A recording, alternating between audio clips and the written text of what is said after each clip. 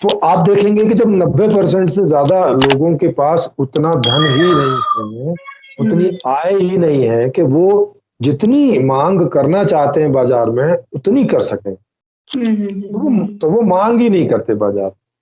अब जब मांग नहीं करते तो इसका मतलब क्या हो गया? इसका मतलब सीधा सा हो गया कि बाजार उसका प्रोडक्शन करने की सोचेगा नहीं, क्योंकि जब मांग ही नहीं है तो वो क्या करेगा उस उसका प्रोडक्शन करके, है ना?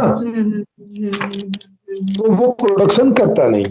जब प्रोडक्शन नहीं करता तो इसका मतलब है कि कम प्रोडक्शन होता है, क्योंकि कम मांग है तो कम प्रोडक्शन है। अब जब कम प्रोडक्शन है तो प्रोडक्शन करने के लिए लोगों की जरूरत भी कम पड़ेगी, क्योंकि थोड़ा बनाना है तो थोड़े ही लोग चाहिए। अच्छा। हम्म थोड़े लोग हम्म चाहिए ना फिर। अब थोड़े लोग चाहिए का मतलब है कि जो एम्प्लॉयमेंट है, जो रोजगार है, वो थोड़ा पैदा होगा। हाँ, तो जब रोजगार, मांग ही हाँ नहीं है तो हाँ जब ये जैसे कहते हैं फैक्ट्री में काम नहीं है, ज्यादा काम नहीं है, जस्ट बिकॉज कि वो मांग नहीं है लोग, तो वो भी बना के लॉस में तो जाएंगे नहीं। हाँ हम्म बिल्कुल। भाई वो हम्म बना के रख लेंगे तो कहाँ स्टोर करेंगे, और स्टोर करके रखने का फायदा क्या है जब बिकेगा ही नहीं? हम्म तो अब इसका मतलब हो गया कि वहां पे रोजगार कम होगा, रोजगार कम होगा तो आय कम होगी, हम्म हम्म हम्म और रोजगार कम होगा और रोजगार करने वाले ज्यादा होंगे।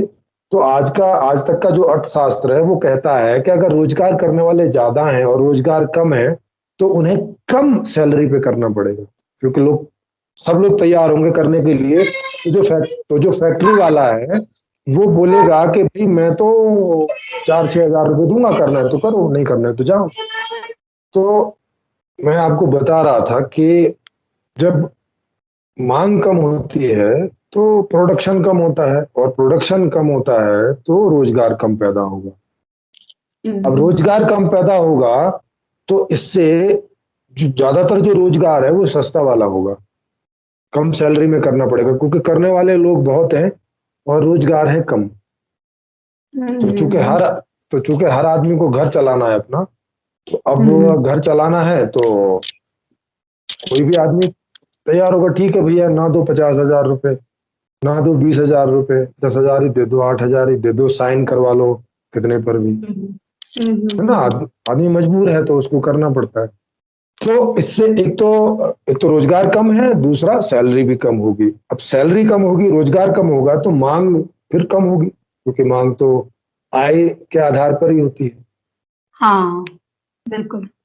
तो अब ये एक ऐसा सर्कल बन जाता है, एक ऐसा विशियस सर्कल बन जाता है कि उधर नियम है कि बिना पैसे के आप मांग नहीं कर सकते।